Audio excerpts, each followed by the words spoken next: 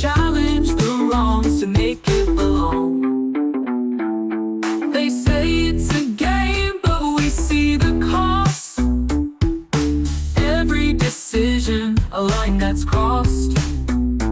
From the mountains high to the ocean blue, the people watch the power accrue. Scrutiny, read the stakes are high. Questions that soar to pierce the sky. Democracy's fire never runs dry. And our say, oh, we ask the why. The echoes of history paint these walls, where whispers of change answer the calls. Our say, oh, we ask the why. The echoes of history paint these walls, where whispers of change answer the calls. The Aotearoa, we ask.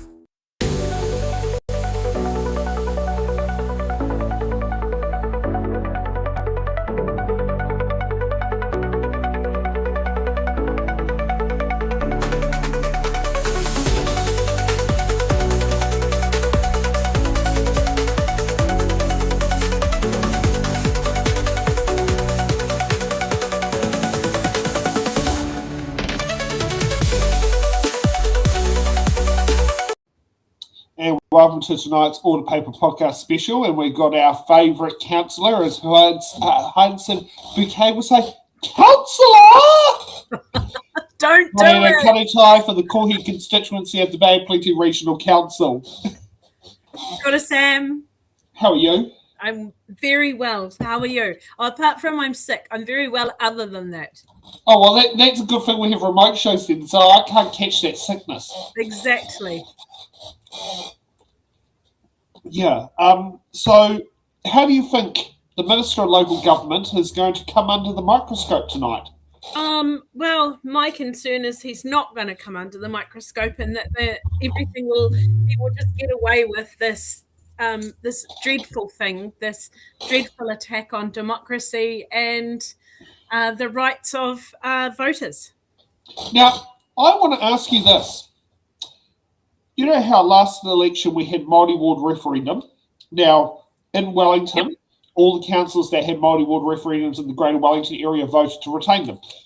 Nice and simple. Amalgamation won't have a problem. In Horizons Regional Council, that was a different story.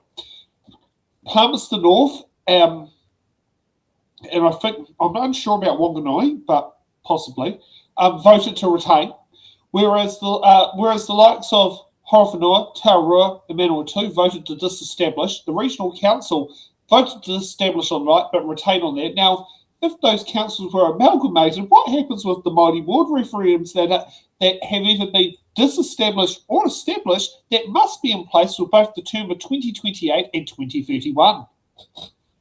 Well, this is the interesting question, because those councils who collectively all want to retain Māori wards, they put through their proposal to the government, and the government says, actually, love your proposal, but you're not going to keep Māori wards because this government is racist. Yeah.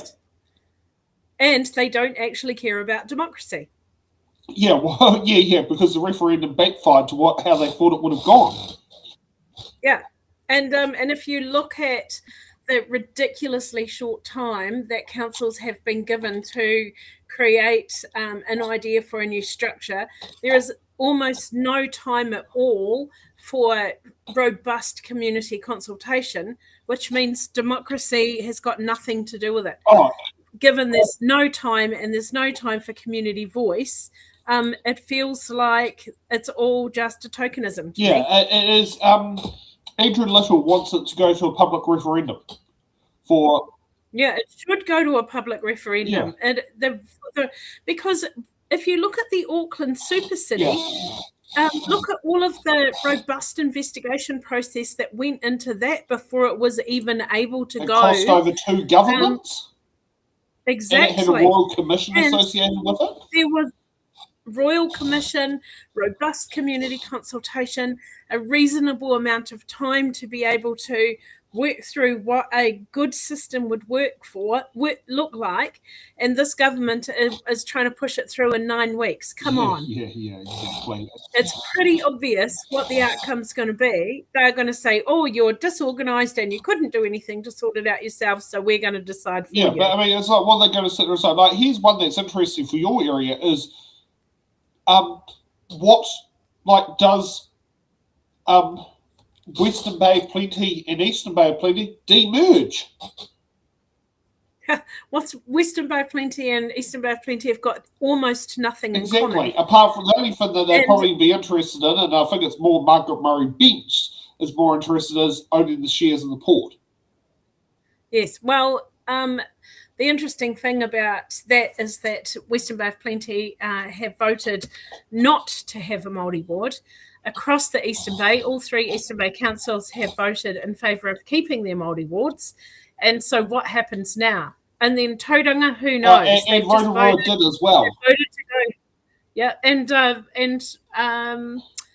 do you know the other thing that really interests me about what's happening at the moment, Sam, is this ridiculous new legislation going through so that you can't have non-elected members on committees. The impact of that. So if you require an independent professional to be on a committee, risk and audit,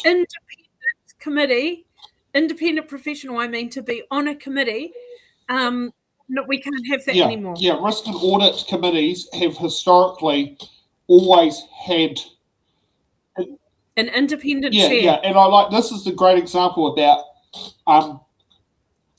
the commissioner put in at not the commissioner, the observer put at Wellington City Council was a chair of Nelson City Council's Audit and Risk Committee.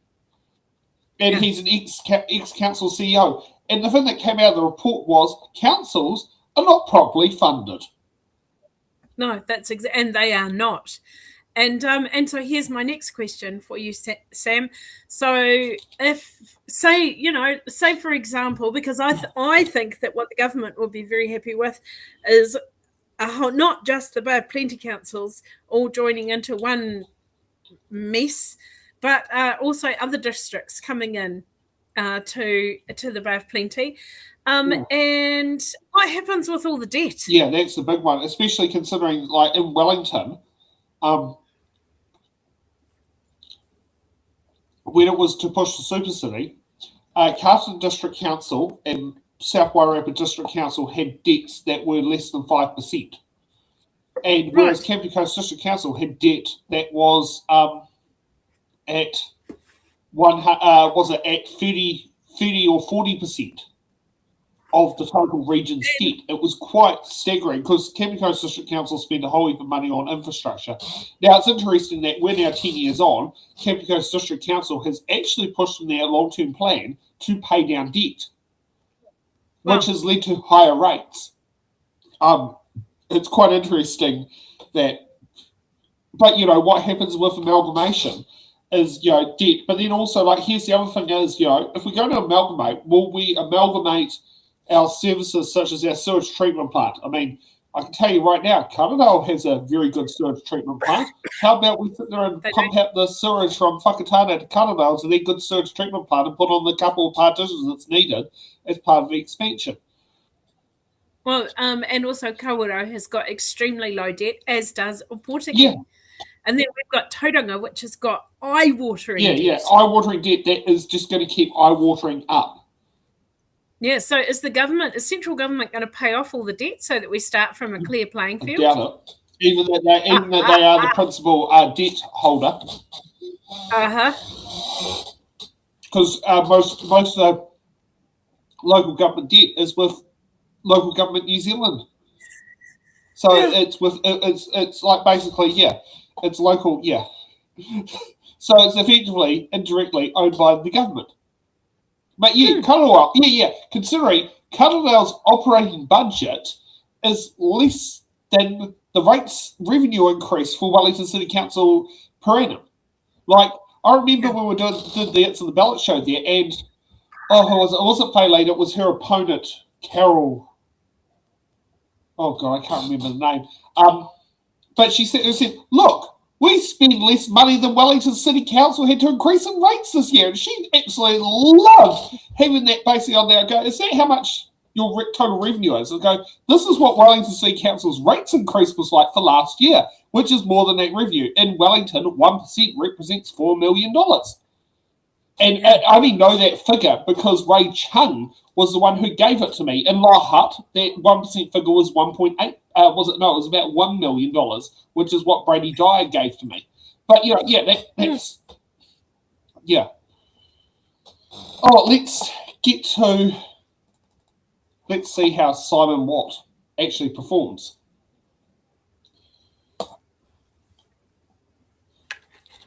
We're nearly there.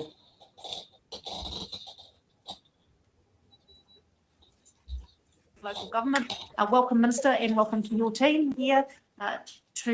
We've got you to 10:15, but I just want to let you know that I'm going to be moving up to another session halfway through, or a third of the way through, perhaps, and so Tim will take over at the stage. So, Minister, I am going to hand to you. You've probably got a short start to this, and then we will open up questions. So, over to you.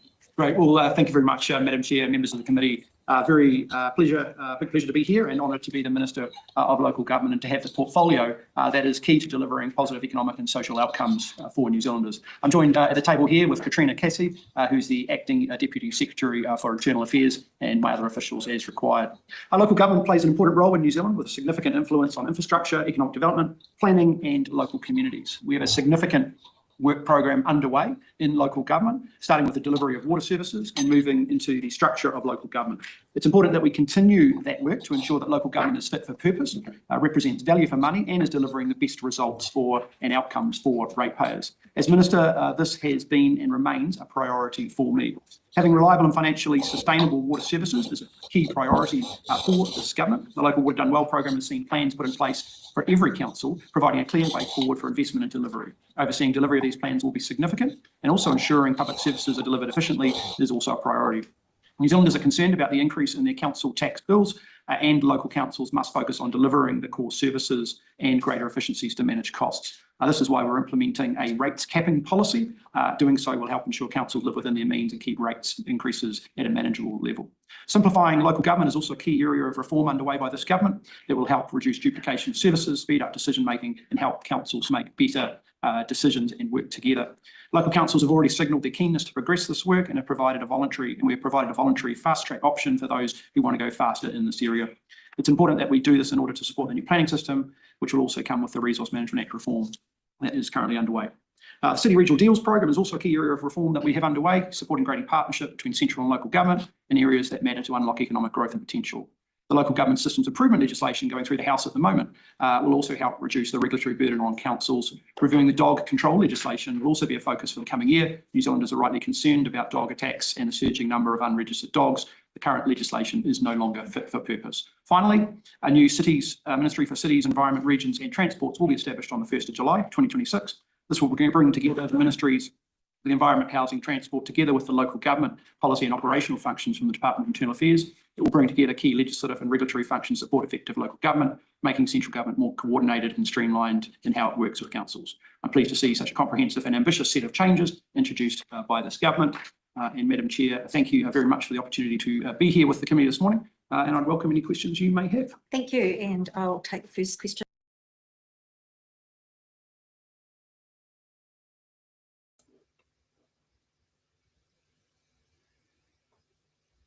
I wish I was there to ask questions. Okay. How do you find Simon's opening speech? I remembered I forgot to unmute myself. I found it to be full of the same rhetoric that we have had to endure for the last 3 years, which was a whole lot of words saying, I'm going to make things incredibly difficult for councils and communities. While literally say, but we're here to help. Help ourselves. Help ourselves. That's the bit they forget to say when we're here to help. How to help ourselves. It's like candidate who leads a council who promises to lower rates, but the main focus is to lower their own rates bill, not anyone else's. Yep. Okay, let's see the first question for our splendid Mr. Watt. And from Tangi Utakili. Thank you, Madam Chair. Thank you, Minister, for your time today. Just got a series of hopefully quick questions around local government reform to start things off, particularly around the Head Start process that you've identified. Essentially, the government has given councils a 3-month or 90-day period to engage with communities around whether or not they are going to avail themselves of the Head Start process.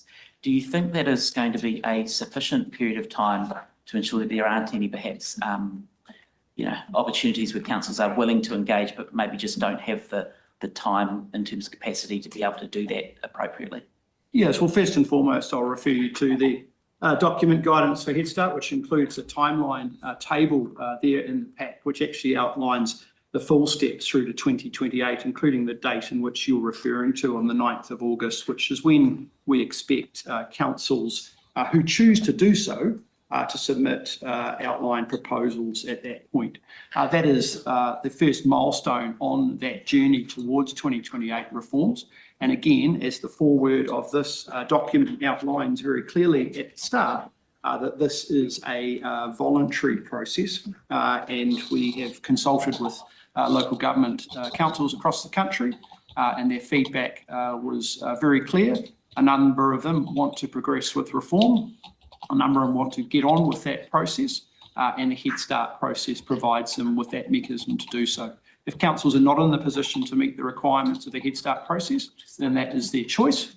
This is a voluntary process and is not mandatory for any council to make a submission into that process. Have you heard yourself from councils who have expressed a desire to have a little bit longer than the 3-month timeframe? It'd be fair to say that, and as you know, we have 67 councils across the country. There is a range of views in regards to that. But the consultation which we did in a public manner over the Christmas period came back with clear feedback from a wide range of councils that they wanted a process that allowed them to lock in the first stage of their reform process before the 2028 local body elections, to give them time to bed that change in. Hence the Head Start process put in place that it allows a mechanism for those who choose to submit a plan to do so. It'd be fair to say that there are some councils that are less advanced in regards to their planning around how they may look to simplify their functions. That is not a surprise. And for those councils, they should take their time in regards to planning what will work for their communities. What we're interested in is the councils that do have a clear understanding of where they want to go and how they want to get there. We now have a mechanism to, in effect, take on board their plans and progress legislative reform in their area. Again, there's going to be differing groups depending on what they choose. The alternative, of course, is what you have described as the backstop. Are you satisfied that there is sufficient information out there around what the backstop will actually look like for those that don't voluntarily engage in this process? Well, the government outlined when we released our guidance for the broader reform of local government, when we stipulated that we will be removing regional councils from the 2028 election period. And the feedback from that consultation process was very clear. There were a number of councils that looked at the backstop proposal that we consulted upon and said, look, we believe there's changes and modifications to that model. There were others that said we want the ability to actually structure our own governance to meet our requirements within our local area, which was different to what we consulted on.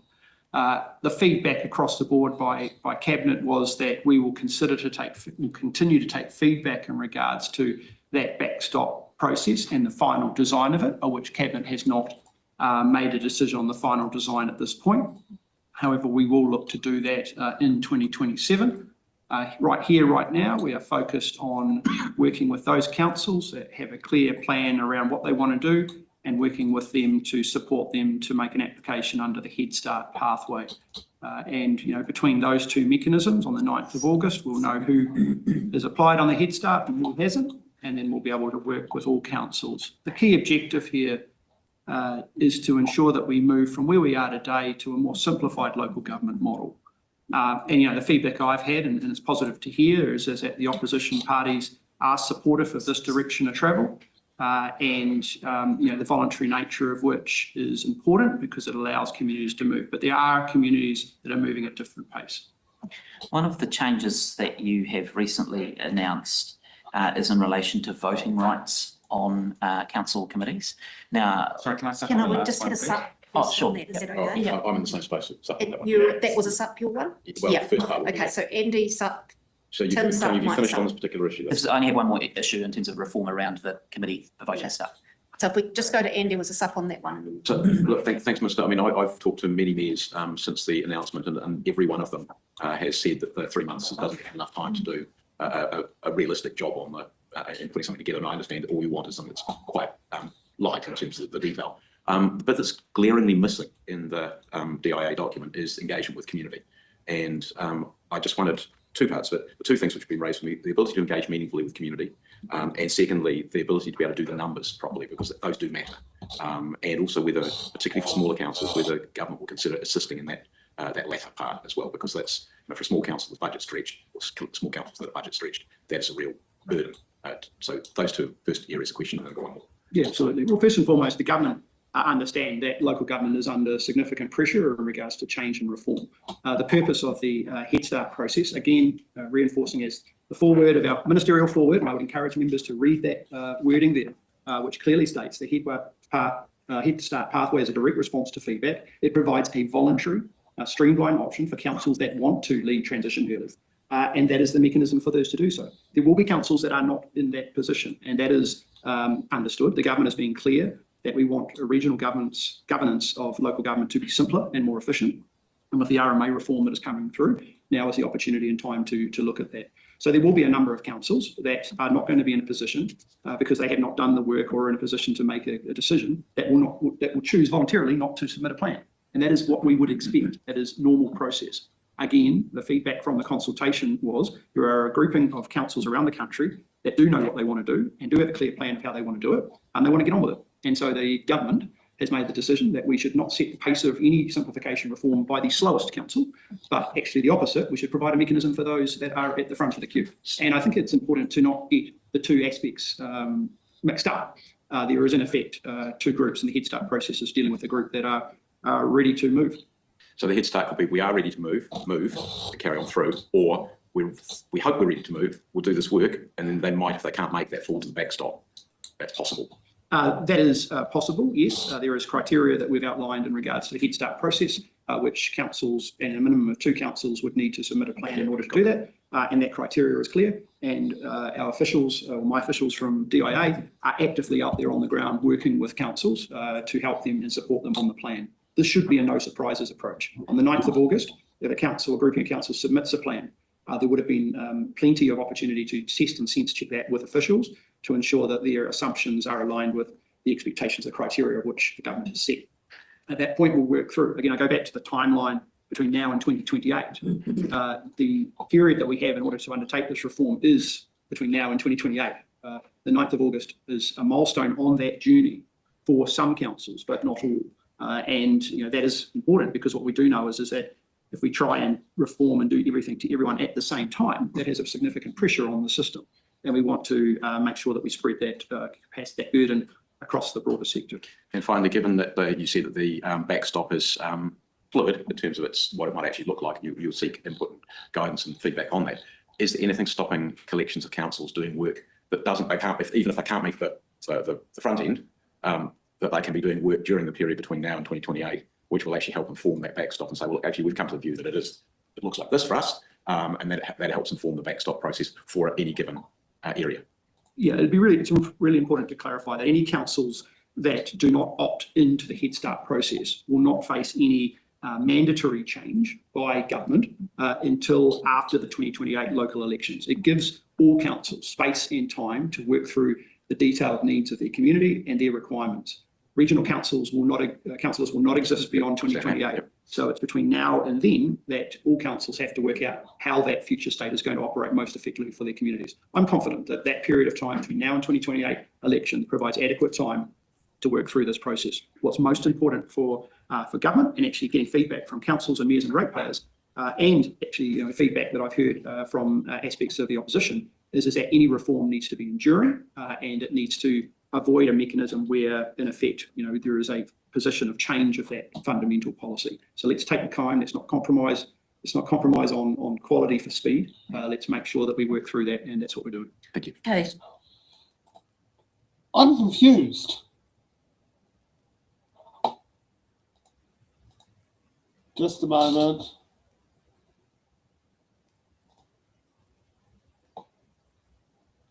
You're on mute, and I can't unmute you. We are getting rid of regional councils so we can establish a regional council. And if you're a good council, then we'll let you make your own plan. But if you're a bad council, we're going to make a plan for you. That's what I heard. And what is the backstop? Because, that's the thing, is it a unitary authority? Which, okay, that works to a point, but, some areas you cannot make that work. A good example is, are you going to have unitary authority with your Ruapehu District Council and Wanganui because of the waterways? Yeah. Yeah, what is it that's going to link everybody? That is just such an interesting thing. And then what happens in areas like the Eastern Bay of Plenty, where we've got the extraordinary cost of climate change and flooding and seismic activity and all the other things that we have to deal with here, which make it that we are the expensive group to come into anyone else's group. And we'll be the quietest voice if there was a Bay of Plenty wide regional amalgamation. What would our voice be in all of that? Yeah, exactly. Well, considering, was it in 1996, your councillor was based west, and now, not your councillor, your MP was based west. Now your MP is based east. Yes, and we've got an MP who's actually based in Gisborne, and I've just recently seen some quite interesting Official Information Act information about that has indicated just how ineffective she's been in dealing with the issues that we have faced here in the Eastern Bay. Because what relationship do we have to Gisborne at all? What relationship do we have? I do not know. I don't know either. The only thing, well, you can't even say you've got a state highway number that shares it, because State Highway 2 doesn't exactly go into Gisborne City. No, it doesn't. And 35 goes along the coast. Yeah, it's and that starts in Opotiki, and so no, we don't have a common interest, and yet we have an MP who's based there. Oh, it's just as bad as the MP for, was it Narrawahia, is also the same MP for a lovely pokey ass town called Tikarangi. And now, do you know where Tikarangi is? Never heard of it. It is in Waitra, but it's on the other side of the electoral boundary. So, my dad's friends, Chris Jury and Daniela Crum, live there. It's Chris's family farm from back when he was a kid. Oh, God, he'll be near his 80s now. And he went organic before organic was fashionable. But the electoral boundary is literally on the road from their house into Waitra Township. So every election, they meet all the new political candidates because they sell their products at the local fruit and vegetable market each week, but they can't vote for any of them because they live just on the other side of the boundary. But Tikarangi, she is the same local electorate MP, I think, with Narrawahia. Not sure. I'm not sure exactly how it weaves around. Definitely sure it's with Raglan though. How far is that? How big is that area? Narrawahia is north of Hamilton. Yeah. So Taranaki King Country goes all the way down. It's basically, it's got a boundary regional, which I think now includes Taranui. It didn't used to include Taranui, but that actually, wait a minute, we could show that on a map by the Electoral Commission. So Yes, I found I found him to be, and I feel like he contradicted himself. And also, having read Labor's official position today on electoral reform, I know that he has not got the support of Labor. He doesn't have the support of Greens, and he doesn't have the support of Te Pāti Māori. So when he says that he has the support of the opposition parties, which ones? yeah, exactly. Here's the map. So Taranaki King Country electorate. No, it doesn't quite cover Ngaruawahia, but it covers Glen Massey, which is near Ngaruawahia. Includes Hodatiu, near Hamilton.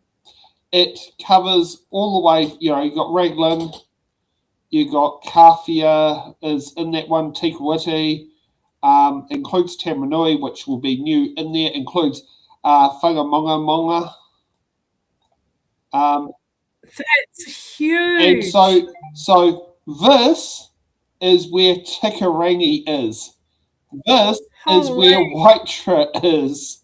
Like, you see what I mean? It's got Tikarangi on one end. Yeah, it is huge. How does an MP effectively cover that area? I don't know. Well, put it this way. When I spoke to former Hamilton West MP, now Mayor of Hamilton, Tim McIndoe, when he first became an MP, the boundary for Hamilton West went all the way out to here, that include Whanawhana. And then when there was boundary redraws, he lost that area, but constituents who had problems kept coming to his electorate office because it was the closest. Yeah. And everybody thought that was his area. Yeah, exactly. Yeah, it was like, and he still dealt with it because, I mean, it was like national. But, I mean, it's the same with here. I mean, you got the MP base in Gisborne near one end of the electoral boundary, and then you've got everything all the way up here, like Te Puke's no longer part of it, but effectively, from east to Te Puke, all the way around the East Coast, it crosses two telephone calling areas. Yeah. And two roads that are constantly closed, and so the MP can't even get through. Oh, yeah, exactly. Yeah. So we've given a 3-month window to develop and submit Head Start proposals for reorganisation. Yeah. If you fail to submit a plan or outline a proposal that has been approved by Cabinet, so presumably if you say we really want to keep our Māori wards and the Cabinet says no because it's racist, then you don't. So your proposal doesn't get accepted. So then you get forced into the backstop, which is a mandated structure where the government gets to impose its approach to amalgamation and form your unitary authorities for you. Yeah, without a Māori ward. Without Māori wards, yeah. And for me, sitting here in the Eastern Bay of Plenty with 50% Māori population, I am brokenhearted that first of all, me as a regional councillor, I don't have a say in what that representation looks like because regional councils are excluded from this process. Yeah. Even though we are a regional council and this is to create regional councils, and the community doesn't get an opportunity to truly understand what's happening. I don't know if you saw that I wrote quite a good article that was in the Whakatane Beacon last week. I haven't put it up on my Substack yet, but I will. But it actually broke down what the roles of councils are, what the roles of regional councils are, and how that all fits together. Yeah. Because what worries me is that the majority of the population don't actually understand what the distinction between the two roles. Yeah. And actually, I would go as far as to say central government doesn't understand. Because central government doesn't know. I would say Kieran McAnulty did when he was the Minister of Local Government, But you are Yeah. right. This central government wouldn't have a clue what a regional council does because they completely, they don't know. they're completely clueless about them. And that's evident by the fact that they keep talking about duplication like that's a thing when it's not a thing. No, There is quite a lot of collaboration, but not duplication. and regional councils aren't a duplication of a service. Regional councils are a function of they're a statutory, like they've got a job, they are expected to do a certain task, and that's what they do. There is more duplication in having Lower Hutt and Upper Hutt City Council than there is having Greater Wellington Regional Council with Lower Hutt and Upper Hutt underneath them. Correct. Because regional councils is effectively the environment watchdog. Yes. And that's what they're trying to get rid of. If you look at the way that they've diluted the powers of the Ministry for the Environment, and then now getting rid of the Ministry for the Environment and bringing it into this new mega ministry, and taking away regional councillors and district councillors' ability to access all the information that they need for making good decisions when it comes to the environment. It's very clear what the objective of the government is, and New Zealanders should be very, very worried about that. Now, I thought we might look at my own electorate. Okay, cool. Notice how the fact that all I've got now, this is the new boundaries, but basically, as soon as I drive to the Basin Reserve, I've crossed the electoral boundary. And then when I'm on my way to work to Grenada North, I cross another electoral boundary for the general electorate, then I cross the Māori electorate boundary. You've got all those electorates all in one day. Well, put it this way. I was in this electorate today, and now I go. Where have you been today? Givealittle Coast. Oh, far out. You go everywhere. Oh, yeah. That's normally what happens on Wednesdays. I normally go to Givealittle Coast and I visit my grandma. Oh, you're lucky, Grandma. Especially, she needed her bitch and moan today. She needed that. Okay, let's hear more from Simon Watt on what else he's got to sit there and say. Tim? Oh, so just wanted to pick up two things you said. One, related to Ms. Foster's first question. So I don't even know if you have an example. I've certainly heard it, but councils that were asking for this head start, for that faster pathway. And secondly, because I'm thinking of one of the councils that spoke to me, but then when I think of one of the smaller ones like Kapiti, there's some people there, I don't know if it's scaremongering or if it's truth, but they're worried that smaller councils could get subsumed through this process. How would you respond to that? Yeah, absolutely. So, look, as I said, and I'm happy for officials to give a bit, maybe Henny could give us a bit of an overview of the feedback from the consultation at a high level. That would be helpful. Yeah, so through the submissions analysis, a lot of the feedback that we got was that broadly there was an acknowledgement that local government did need to reform, but really where they differed in their views was in how that reform might take place. And they were obviously responding to the draft proposal, which was to set up those combined territory boards and then to run a regional reorganisation process that took 2 years. And so when they did come back in feedback, the majority of them said they didn't particularly like the combined territories board model. Many of them thought they had existing governance forums where they were collaborating well together, that they thought were more appropriate to plan reorganisation through. And often that might be the mayoral forums in the given regions, but that wasn't all regions, but in many places it is. They did see some merit in having to do regional reorganisation plans, but what did come through were two distinct groups. One that said, it's too fast to ask us to plan regional reorganisation within 2 years at the same time as having to implement the resource management reforms, particularly looking at things like spatial plans. But another group that said, actually, we can do it faster than that 2 year period you're asking us to do it through.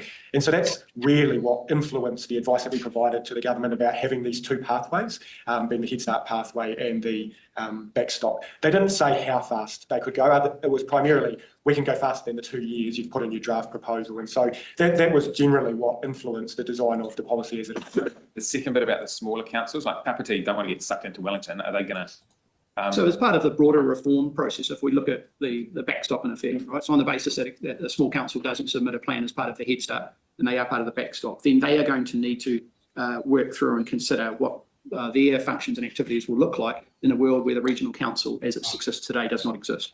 And how does that work in the context of how they operate and the opportunity to look at how could those services operate in the region in which your specific council is part of as well.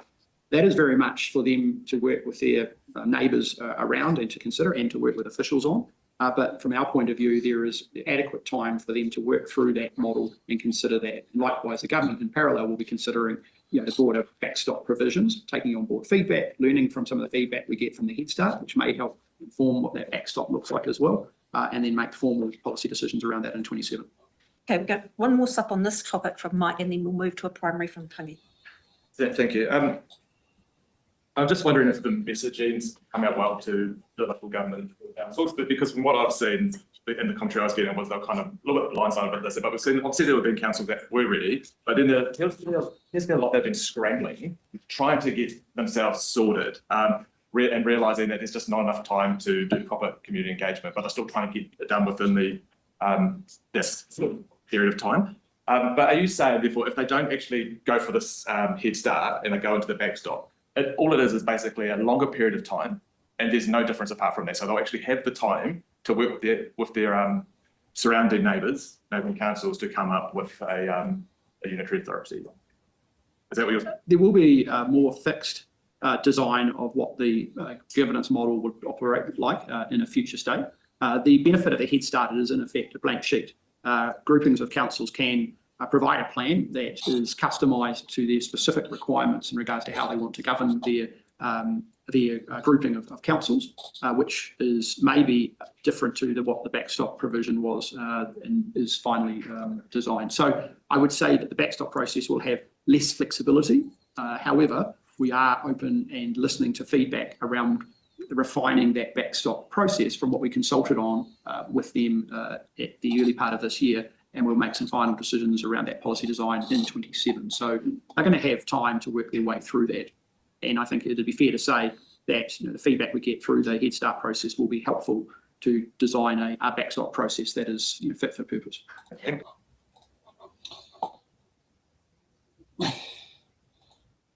Oh, do you know what, Sam? In the first part, when he answered one of the first questions, Simon Watts described that the councils who missed the cut-off would then have extra time, and that was an answer to a question, and he said they will have extra time to be able to come up with something, but did not say that there would be formal processes attached to that.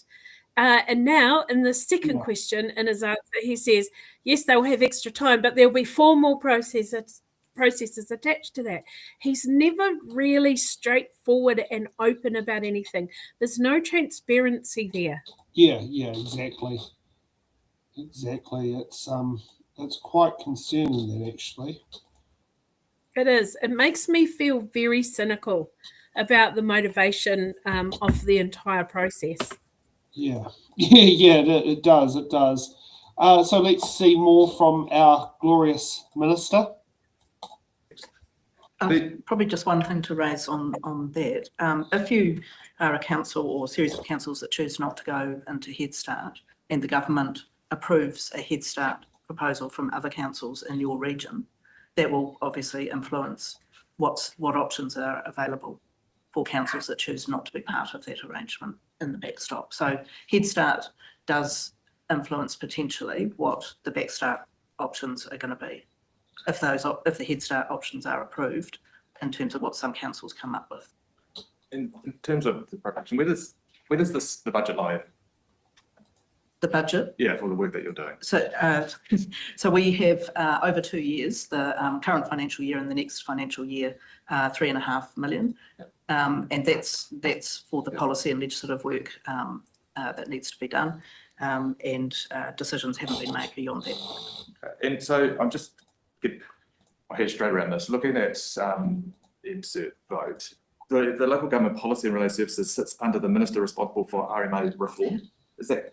So the local government functions going into insert, there will still be a Minister of Local Government, and those responsibilities will still be portfolio responsibilities for Minister.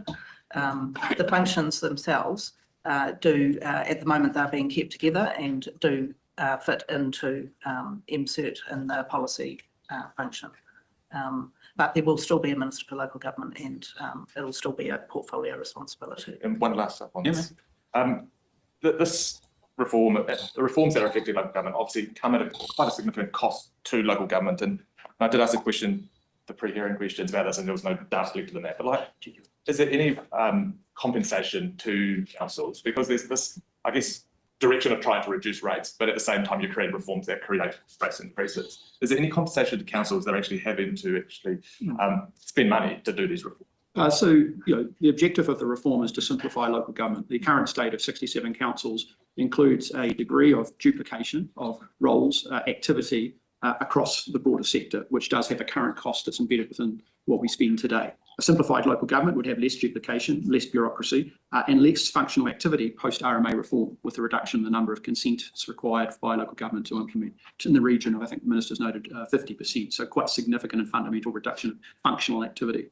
It is inherent in that there is a process and a mechanism to, in effect, design a local government model in the future that is more efficient and simplified and therefore lower cost than the current state. And that is the mechanism. There is no mechanism formally at this point to provide compensation or any other funding mechanism to councils to undertake Head Start proposals or any of that reform. That is part of business as usual. But if we take a perspective around what local government will look like 3 years from now or 5 years from now, it is the view that we will have a more simplified local government, which will have more definition and lack of duplication of roles and activities, which will mean that the underlying cost pressure in regards to local government will be less than what it currently is. And so that's the mechanism that we're working through. Local government are well accustomed to reform in many areas. One of the roles of the Minister of Local Government is to be aware of the degree of reform and impact that has on local government and look to sequence that. And that's why in this area of reform, we're taking over a period of 2 years to progress that through. And that is important, but it also signifies that change is difficult and challenging. And again, I go back to the point, and I think the feedback that I've heard across the board is that reform that we undertake in local government needs to be enduring. It needs to be ensured that local government is better placed to deliver services to ratepayers than what it is in the current state, be more efficient, be more simplified, but importantly, it protects local voice. And I think the protection of local voice is a key component and criteria of our model. And that is something particularly, well, it's across the board as an area of priority for me as Minister. Okay, Tangi, Thank you, Mr. Chair. So protecting local voice, Sam, but not enabling community voice at all. It feels like, they're work? trampling all over it. Yes. How does that work? I don't get it. And the expense that the councils are having to go to put all of this together, he's calling that business as usual. That's not budgeted for. When was there a budget for that? When was that included in a long-term plan that was approved by the community? When did the community have some feedback into the cost of this? And actually, will we be able to actually formulate a long-term plan at the next local, next year, when councils would traditionally sit there and form their LTPs, or will we end up being on recurring annual plans? Now, I do know that this happened after Cyclone Gabrielle, that some councils did not have to formulate their long-term plans on the usual date. They could just basically have an extended annual plan and just annual plan it for the next 3 years. Is this what's going to happen next year when we have the LTP? Because I know that Wellington City Council is about to start looking at consulting long-term for their, start the process for their long-term plan, which ready to sit there and go through for July the 1st, 2027. I mean, that's more than a year away, but that's actually not that far away at all. And in all your conversations that you have in this space, how many times have you heard council say that they consulted with Minister Watts and that they're very happy and satisfied that this is the great way forward for them? I haven't heard any, but then, yeah.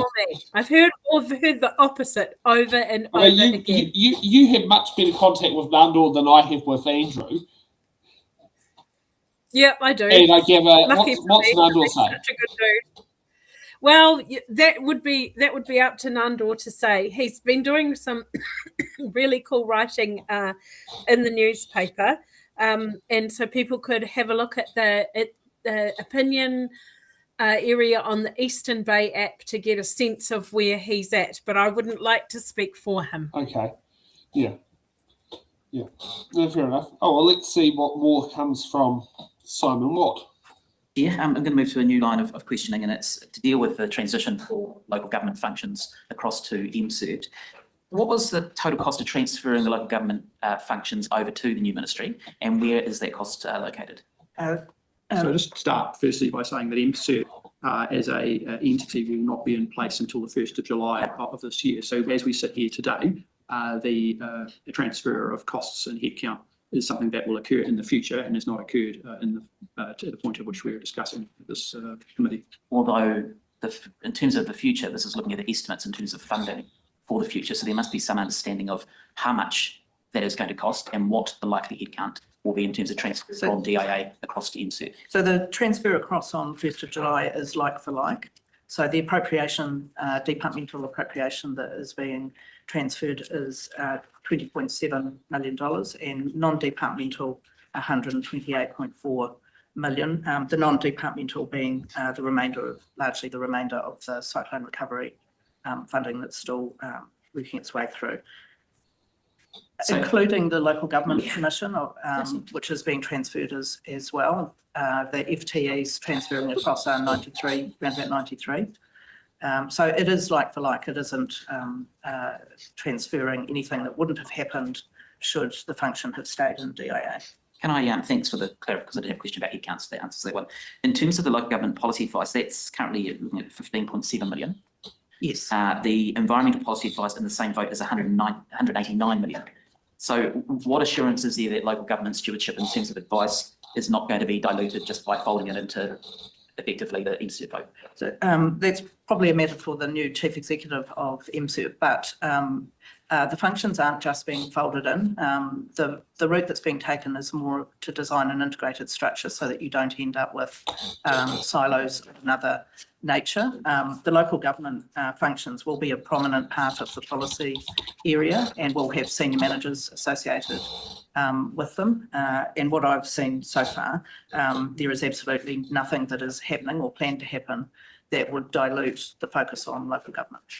A lot of that comes down to the funding envelope that exists for policy advice. So I guess it's a question for the Minister. Are you confident that local government advice won't be curtailed as a result of the transition? I mean, we can look at the amount, you know, the 15 million versus 189. So there's a potential for that to be lost in there. I've heard about the attempt to try and integrate things, but do you have confidence in the fact that local government advice will still be able to flow through in within the different organisation in a way that doesn't compromise the nature of advice? Yeah, first and foremost, I have been party to the discussions in regards to the structuring of the new entity alongside colleague ministers who equally have vote responsibilities. To your question, yes, I do have confidence. And it is important that we ensure that the defined functions and activities that are undertaken in the policy area by local government, of which we've transversed a number of in today's discussion, are supported and to ensure that they maintain that degree of policy feedback back to ministers as we progress on this reform agenda. That is underway. I'm very proud of the capability and skill set that I have across my agencies, some very hardworking individuals across the board with great expertise who do a very positive and make a very positive contribution to local government. And so, you know, we'll continue to work progressively on some pretty significant reform, which in my view will benefit broader New Zealand in terms of a more simplified local government. Did officials provide any advice on the risks of moving that from DIA over to MCERT? In regards to any transition of activity from one location to another, there is always going to be risks, issues, opportunities in regards to that. Those considerations are weighed up by Cabinet as part of the decision to proceed with the restructuring and the creation of MCERT. It was the view of the Cabinet that on balance, the opportunity to bring together those functions and activities versus the status quo was in the best interests of progressing the broader reform that we have across not only this portfolio area, but others as well. Yeah, just talking about MCERT, I know that, first of all, I'll relate back to Auckland City deal, which was actually the first ever deal between, from central government with Auckland City. And it is said that the functionality will be, you know, done by MCERT. How will that actually work in terms of delivery? Yeah, it's a great question because the Auckland deal is the first in its kind, and it's the one that has been signed between obviously the government and Auckland City in regards to that. The role that MCERT will play is in effect managing and ensuring that the governance mechanism to implement that deal does occur. including managing and supporting the joint sponsors, which is the Mayor of Auckland and the Deputy Mayor, and the Minister Bishop and myself, as in effect forms the sponsors group. We met for the first time last week to have our first discussion as a broader group around progressing the Auckland deal, and in fact, the MCERT in the future state beyond 1st of July will provide, in effect, the agency support to progress that deal. As you know, as a fellow Auckland MP, there is a significant amount of opportunity that we have in Auckland to unlock. The Auckland deal focuses on 4 growth areas and a number of other priorities, including pest-free Auckland, which has an environmental benefit as well, and many other factors. And so the role of MCERT being a combination of all of the agencies that we know, I think is going to be helpful, because we have a one-stop shop in the context of an agency that brings together all of the components that will be able to support Auckland Council to unlock that deal. CRL infrastructure in Mount Albert. Absolutely, all of which is very, very important. The announcement on Sandringham Road, which I know is in your electorate, around the investment to As a unlock list MP, I housing. have to clear. It's a list MP, not yeah. the actual MP, but No, hopefully. noted, but I know that's your home suburb, so yes. Great. Okay, next.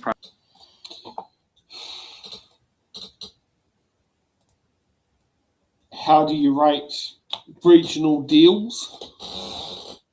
Well, I think the jury's out on those. They're quite interesting aspirations that feel like they were put together in the same way that this amalgamation plan has been put together.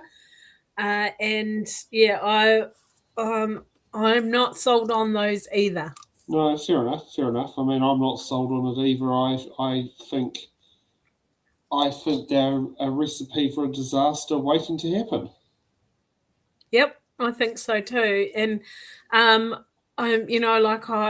had a good look at some of them, and I can see the potential for things to go quite haywire when there's been a misalignment with aspirations for the future and things that are already in play that don't seem to have been taken into consideration, or the impact of them seems to have been overlooked.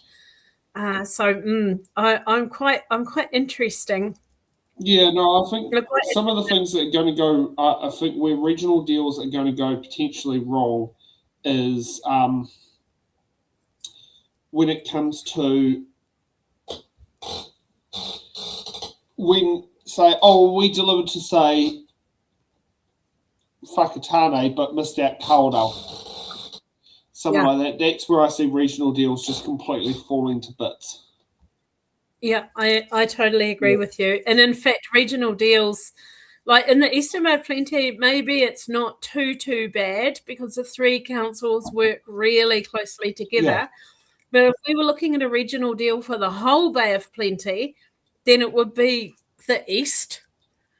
Well, and do you know, I was thinking about it today, Sam, and I remember a few years ago when National was in its last kind of long-term governance role, they were really pumping hard this weird narrative that the regions were failing, and they were trying to create this idea that we had to move investment away from the regions and into the cities and into city infrastructure so that the people moving away from the regions would have somewhere to go. But in actual fact, the people weren't really on the whole over the country. There were 1 or 2 regions where there was definitely a migration away. Yeah. But places like the Bay of Plenty, that didn't happen. And I was thinking, what's going on here? Why are they trying to create this narrative and trying to get this conversation going that actually doesn't reflect reality? And it's almost like they wanted that to be the case. And this feels like the next attempt to make that happen. Well, I mean, maybe John Key was like me. Now, prior to last local body elections, I'd driven through Whakatane once. The State Highway 2 between Matata and Te I been on twice. And then suddenly, I lost count how many times I drove on it. It's how much goodness was going on in that area, Like, as I said, when it came to our planning, Yes, I was looking at it. Now, I'll be honest with you. I do wish we had a Potiki District Council included in that plan. And it wasn't included based on the original combination point, not what later became the accommodation point. But that was where that was also based on. Plus, also probably looking back at it now, one of the councils, Wellington City Council, probably should have been excluded based on the performance rate of candidates participating. Because put it this way, Potiki District Council's Democratic Services person made contact with us about, have we been missed out or something? It's like, yeah, kind of, but not intentionally. Whereas if I knew what we were going to have out of Wellington, I'd rather have put that effort into a Potiki. Oh, exactly. And Potiki would rather that you did too. They have got such a thriving democracy in that community. The local body politicians in that community are so connected to their people, and it makes a huge difference. And it has to be that way because it's a community that needs all the support it can get, and it can only get that support if people are listening. Exactly. Yeah. Let's see more from the Minister. Summary I had was Honourable Melissa Lee, or was it just the Well, I was wanting to do a little bit more Okay. on the Auckland City deal, if that's okay. That's fine. I finished my primary. So answer your. Yeah, so there's been quite a lot of conversation about Auckland City deal, and we just started talking about the infrastructure related to CRL, for example, and there are others like, Eden Park and all of those things. And there are some people within the electorate who are quite concerned in terms of, we've had flooding in some areas, and they're concerned that, including with PC 120, they're saying that, perhaps the infrastructure is actually sort of moving into the suburbs. Are you able to clarify how it will impact the people in Mount Albert, for example? Yeah, well, first and foremost, the purpose of the Auckland deal was to ensure that we have alignment and effective partnership between central government and local government to unlock the opportunities in Auckland across a range of areas, including infrastructure that you have referred to. It is a partnership also for growth, and I think it is important to recognise that Auckland and the deal talks about 4 areas of particular growth, of which you've outlined one there at Eden Park. The deal structure provides a mechanism to unlock that growth and, in effect, a governance manner to work through. Local government have levers, central government have levers, the private sector, iwi Māori, NGO community have levers. We need to bring together all 5 of those parts of the system together to be aligned. And also this is about certainty. And I think we saw some positive feedback yesterday around infrastructure more broadly at a national level. If you take that to an Auckland sense, having clarity around what are the levers and the opportunities for growth and to make Auckland a more livable city, and that is important. And having alignment on that is very important. Auckland is 40% of New Zealand's GDP. 1/3 of New Zealanders live in it. It is a gateway to New Zealand, and it is an economic powerhouse. When Auckland does well, New Zealand does well. And what we need is just to ensure that we're focused on ensuring that we have the future for Auckland and, in effect, New Zealand's future well governed, and making sure that we're working through aspects around key enablers, which is housing, jobs, and broader infrastructure. Plan Change 120 and the aspects around that are obviously part of the Minister for Housing's responsibilities. Obviously, as Minister for Auckland, again, I am aware of those implications. But again, having a mechanism in the government under the Auckland deal to work through where we've got common issues and challenges and get agreement versus butting heads, which historically has been one of the challenges, I think is a very important and landmark step forward from where we were in the past.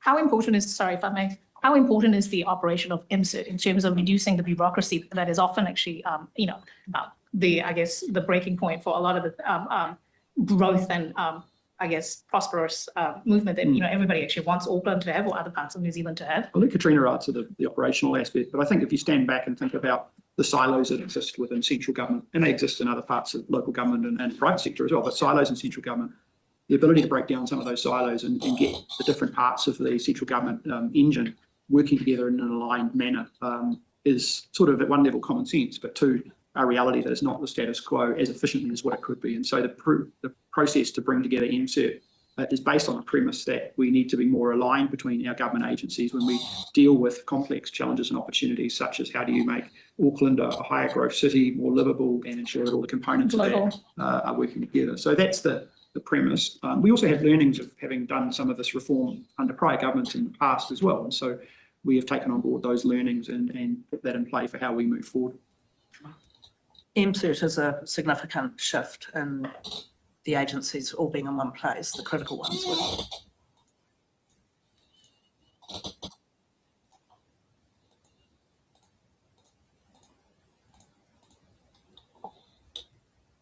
Yeah, it's amazing housing, what happens transport, there. planning and the local Oh, government. it's back now. Yeah, no, it's functions because of the DA I'm and lining up the coordinating, next section.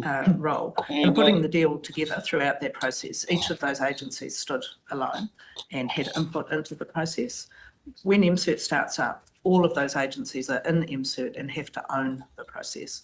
And that's a key difference from where we are today to where we will be 1 July. So MCERT will, and all parts of it, will own the implementation of the deals rather than just be standing as an input into them. So all the mechanisms will be there for the critical parts. There will still be other agencies, health, education and MB and others are also needing to be involved, but the big ones will be inside MCERT and will all collectively own the deals and the outcomes from the deals. Yeah, supplementary. Does Simon Watt look like he's bored out of his mind there? Because, He like, totally does. so this is an image that I had of him now. Oh God, when was it? This was a couple of weeks ago during Scrutiny. So this was an image that we had of Simon Watt in so this I think was on the Friday of urgency after the budget, and the Greens put a bunch of amendments through that basically the Greens and Labour put amendments that went voting on for 2 hours, and there was no minister sitting in the seat. So Simon Watt was a minister that was in the House, so he sat in the seat. So he put on there, I've been sitting here for hours, and it's not even my bill nor my portfolio, so he had to sit in the seat for 2 hours while doing voting. Now, if we sit there and take a look at this, he's doing exactly the same look. And hi, Yes, Janet. and apparently it's his bill, and throughout all of it, it's been his government. Yeah, exactly. It's but like the fact that from the two different pictures, he's got like the same stub mullet look. Yeah, well, the same disinterested Yeah, look. the disinterested look. Yes, yeah. So maybe that's how Simon Watt deals with his disinterest. Well, it's time to sit down there and leave Simon Watt to retire and welcome soon-to-be new mother, Brooke Van Velden. Any advice you'd like to give as a parent of a few children? Raise your children to have goals and aspirations. That could be quite interesting. I wonder what she'll try to raise them to be. How to sit down there and defy logic? Yeah. Okay. Let's kick it off with Brooke Van Velden. And we'll leave that to you, and then we'll go to questions afterwards. So thank you very much. Fabulous. Well, thank you, Madam Chair and members of the committee. Good morning. I hope it's been a great start to the day. And Jan, I just saw you at the other committee, so I'm amazed to see you in this one. The Workplace Relations and Safety portfolio plays a critical role in New Zealand's economy. It shapes the conditions for how businesses grow, how people work, and how confident both can be in the system that supports them. My focus as Minister has been on ensuring these settings work in practice, not just in theory. That means making sure our laws are clear, workable, and support the government's goals for growth. A key priority for this government is progressing reform through the Employment Leave Bill, which will replace the Holidays Act. The current system has become overly complex and difficult to apply. For employers, this has created significant compliance challenges. For workers, it has led to confusion and, in some cases, incorrect entitlements. This reform is about fixing what really matters. It will introduce a simpler, more transparent system that makes it easier for employers to get calculations right from the outset, and for workers to clearly understand what they are entitled to. Wasting resources on complicated procedures doesn't do workers or business any favour. By improving clarity and reducing errors, we will build greater trust in the system and deliver more consistent outcomes for everyone. Importantly, this work also supports a broader objective, giving businesses the confidence to focus on growing and creating opportunities. When businesses have that confidence, they are better positioned to hire, invest, and create more and better paid jobs. I do recognise that change is hard, but trying to keep everyone happy is a recipe for the complexity and unintended consequence that have bedeviled the status quo. Alongside this, I'm progressing reform of the health and safety system to restore clarity and common sense to our framework. I've heard consistent feedback that duties are not always well understood and that too much effort can be directed towards compliance for its own sake, rather than towards improving outcomes. My approach is straightforward.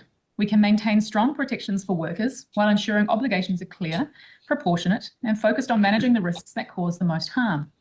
The Health and Safety at Work Amendment Bill strengthens this focus by clarifying responsibilities and ensuring effort is directed where it makes the greatest difference, keeping people safe. It also supports a more consistent and constructive role for the regulator so that businesses and workers alike can have confidence in what good looks like. Greater certainty in the system will support better decision-making and more effective risk management across workplaces. Finally, I've been looking closely at how the employment relations system operates in practice, particularly in relation to dispute resolution. Disputes are inevitable, but the way they are handled has significant consequences. What I've heard is that the current system can be slow, costly, and uncertain. That has real impacts on individuals, on workplace relationships, and on business confidence. Lengthy and unresolved disputes can discourage hiring, delay investment decisions, and create unnecessary strain for everyone involved. That is why I'm focused on ensuring disputes are resolved as early as possible and without disproportionate cost. I have sought direct feedback from New Zealanders on their experiences with the dispute resolution system, including the role of employment advocates. This will provide a clear evidence base to inform the next phase of improvements. Our goal is a system that is efficient, predictable, and supports constructive outcomes, giving both employers and employees confidence to move forward. Thank you, Madam Chair, and I'm very happy to take questions. Also recognising we've got a panel of experts with us here too, who I'm hopeful will also be able to help elucidate more answers. Brilliant. So first, before we get to questions, which I gather you probably gathered from me, she's trying to sell her new Holiday Act proposal. Yes. Which, from an accounting perspective, sounds great, but from an employee's perspective, it's wrong. I also don't agree with the fact that once you hit 40 hours a week, your your holiday pay's paid out on the spot. Your holiday and sick leave's paid out on the spot, not accrued. And this is before she's even said anything. I mean, yeah, that's actually quite alarming, isn't it? I agree if it was accrued for annual leave and the 8% rate continued, I agree with that. Well, actually, it's 7.9996 or something. Hey, just make it 8%. It's nice and easier for the brain to manage and for the accounting software to work. But like, if it sat there and said, okay, you had overtime and you accrued 8% on overtime into there, and you accrued 4.5% into a sick leave payment system, like I think that would be better than what's she's proposing, because it's not just simplifying accounting practices in one aspect, it's literally trying to screw you over in the event of an illness or sickness or the event of taking annual leave.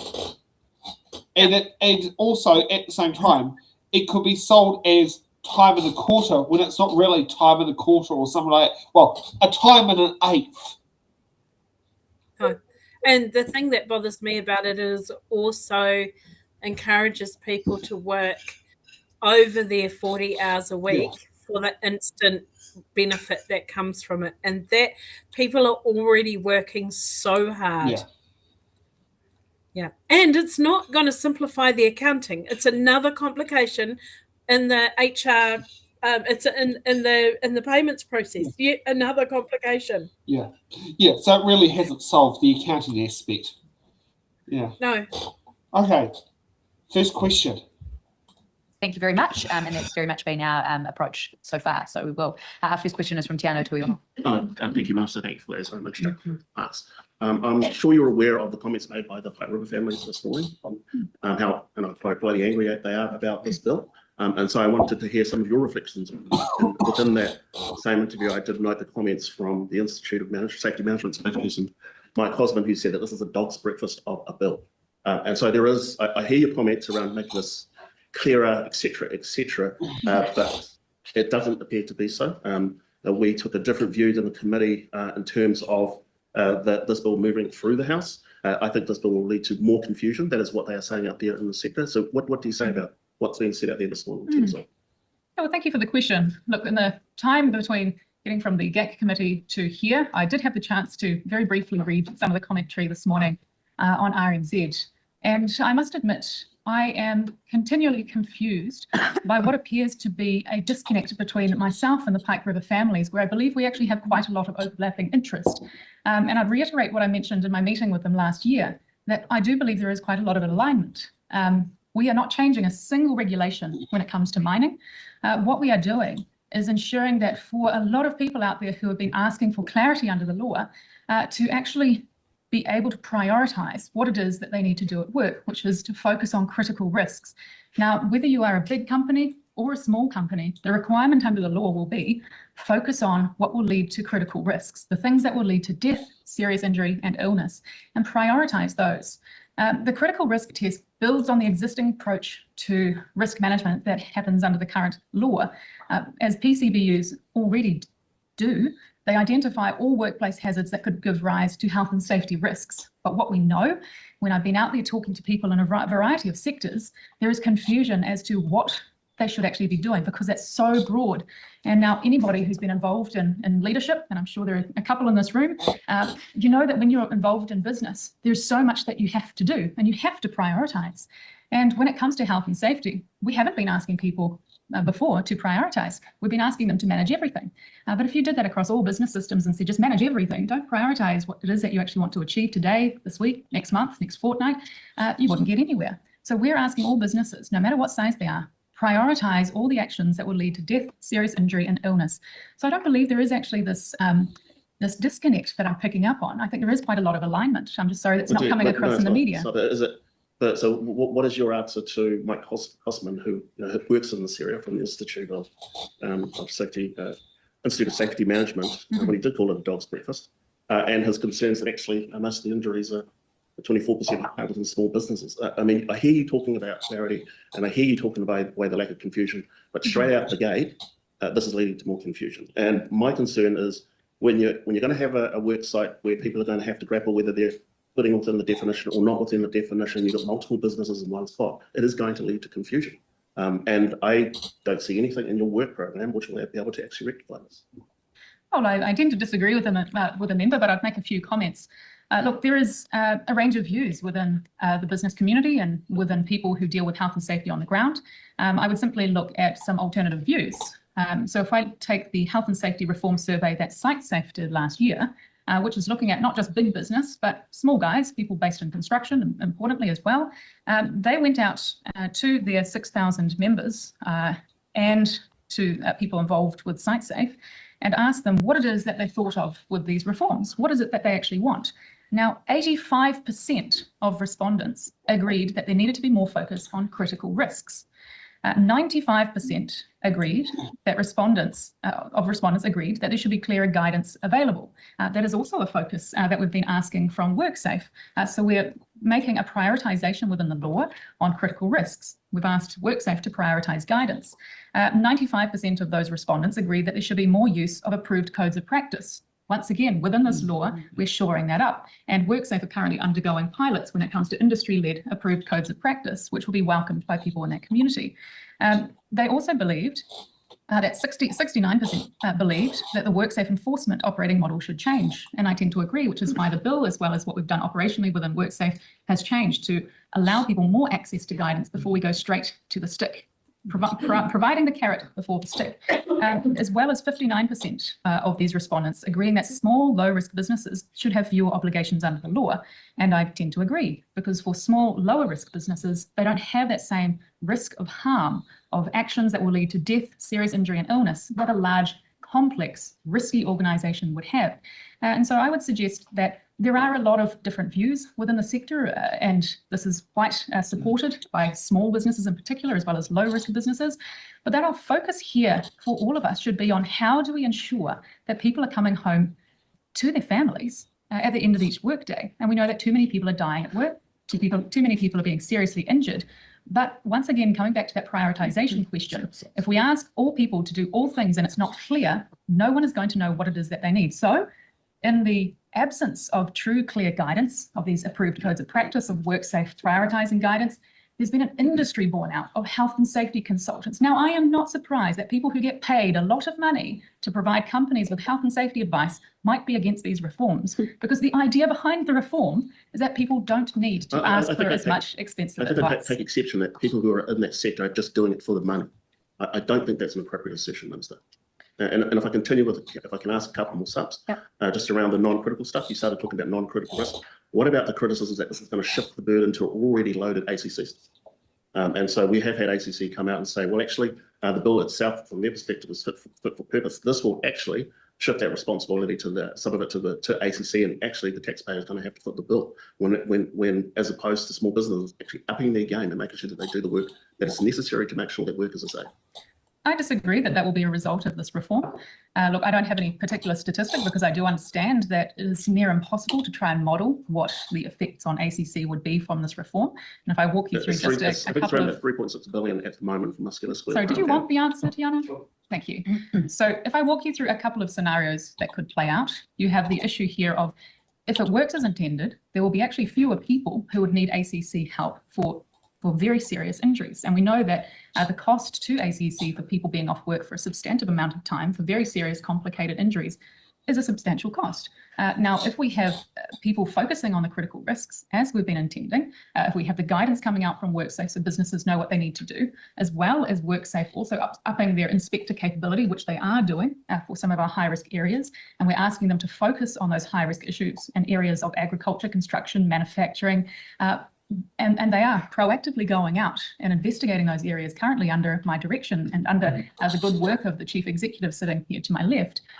It is possible that over time we end up with fewer costs to ACC from these very high hazard areas, which would be of a benefit to ACC. However, you could also make a whole range of other assumptions based on the fact that we are dealing with hundreds of thousands of individuals who in any moment could potentially have an accident.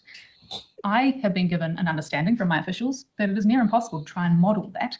So I'll take it with a grain of salt, what would be the overall impact on ACC. But the goal here is admirable. And the work that we have in place is also working on the ground. And we have industry involved already in producing ACOPs, which will provide more guidance. So I once again just take the point of what is it that the opposition is actually opposed to here? You know, if you look at the last government, what did they do on health and safety? Zilch, nada, nunca, nothing. This government actually cares about people coming home at the end of each day, which is why we have prioritised a reform to health and safety. I can't point to a single thing that the previous government did to actually help people in health and safety. Okay, so we've further up. Is Brock Van Velden campaigning to be the MP for Tamaki at this election? Like, I'm actually gobsmacked that she would sit there after the last government got us through COVID the way they did and say that the government did nothing for health and safety. What is wrong with her? What a shameful politicking lot of nonsense. Yeah, no, it is. It's just like, what the hell is Brooke on? Yeah, that is just odd. Yeah, I mean, it really is, and it's called, that's called manufactured outrage, Sam. She's trying to create upset and trying to create negative impression of the government by actually being completely untrue and dishonest. Yeah. No, it's very concerning when, you know, like I swear. Like, some people would sit there and say, she's in La La Land. Yeah. And it's like, that just came across as so tone deaf to reality. And so disingenuous. Yeah, it's like, I don't know. Hey, like, she's a minister of the Crown, and it feels like she's literally making an election campaign slogan. Like, is she actually retiring at the election? This is the thing I've described about there. Like, I wish we have more Nicole McKays from the ACT Party and less Brooke Van Veldens. Because, put it this way, Brooke Van Velden better suits the crazy gun lady. Nicole McKee comes across as too bloody sensible. Sometimes, No, not not all the time. but I keep seeing a lot of it. Like, I watched her Scrutiny Week oral submission yesterday with in front of the Justice Select Committee, and it was the most positive, informative Scrutiny Week period that you just learnt what was happening. Well, I'm going to watch that because I've not seen it yet. Yeah, no, the Nicole McKee one is, and that's the reason why I keep saying, you know, she seems to be like, you know, she's been the minister who people are expecting all sorts to go wrong, all sorts negative, and she's actually doing a lot of smart, sensible shit. But maybe that's just, you know, she actually is a somewhat reasonably sensible person. I better be honest on that. I do know that I am looking at buying a car, and her son is the car dealer. Oh. Yeah. Yeah, so I better, you know, keep the words in that one. Including, I went there wearing my It's in the Ballot hoodie when I went to the car dealership. Yeah. Okay, let's hear more nonsense from Brooke Van Velden, considering I haven't been able to make sense of things yet so far tonight. From you, Tiana. Otherwise, okay, Jan's got a supplementary on this, and then we've got. Actually, I'll just address that last point, Minister. You know very well that on your desk when you came in as Minister were the regulations that were sitting there for plant and safety at work. So that is actually a very incorrect statement and needs correction. That was put on hold by the That was government. on your desk, ready for approval when you came in as Minister. But Minister, I also want to, you brought up SiteSafe and you talked about their survey. Now, SiteSafe did appear before this committee during the Select Committee stage, and actually that wasn't exactly what they said, and I have since met with them because they asked for a meeting with me around the fact that they were concerned around this bill and had huge concerns that it wasn't going to achieve what is intended there, and particularly around the two-tier system, which they see as being really detrimental to health and safety at work and have huge concerns about. Minister, my question around this then is, what is the monitoring that is going on here and will happen and needs to be there pretty much straight away? And if this bill is failing straight away in achieving the three of its objectives of simplicity, clarity and reduced harm, will you, on behalf of the government, commit to repealing the amendment bill that you are putting through at the moment, given that you have just said that seeing people coming home safe at the end of the day is your number one priority? If that is not happening, what is your commitment? So I'm asking about the monitoring and your commitment going forward. It's a hard commitment you're asking me, Jan, given I'm not coming back in the next government. So I think you need to direct that. That was on behalf of the government. I see. Look, I think you need a little bit more optimism. There is a genuine goal that we are looking for here, which is that more people end up coming home safe at the end of each day, that we have businesses who actually understand what it is that is required, which is why we're focused on prioritising ACOPs, which is why we're focused on prioritising the fact that WorkSafe will actually provide more guidance, and it will be helpful guidance. When it comes to sorry, you'd have to remind me what the first part of what is the monitoring? The monitoring.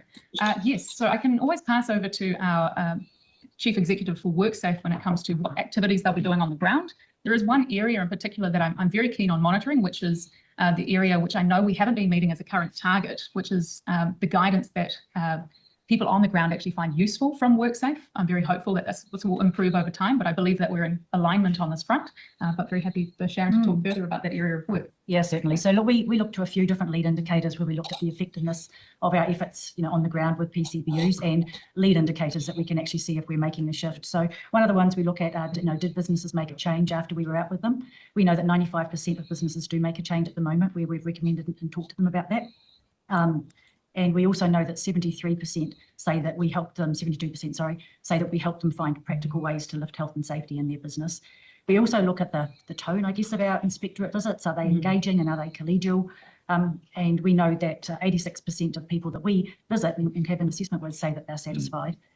Just picking up on the point about guidance. So we have a measure in our SPE and our SOI at the moment about guidance, and we are just short of that. But I did want to give a bit of context, because the measure measures people who are either very satisfied or extremely satisfied with our guidance. So it's very much a stretch, who loves our guidance. When we look at people who find it useful, very useful, or extremely useful, that's over 95%. So, we have a wide range of guidance. We're not shying away from we could have more. There's still some areas that we could cover. There's still some areas where industry can add value and help us create more current and meaningful guidance. So as the Minister mentioned, we do have a very big work program around guidance and establishing some of those ACOPs.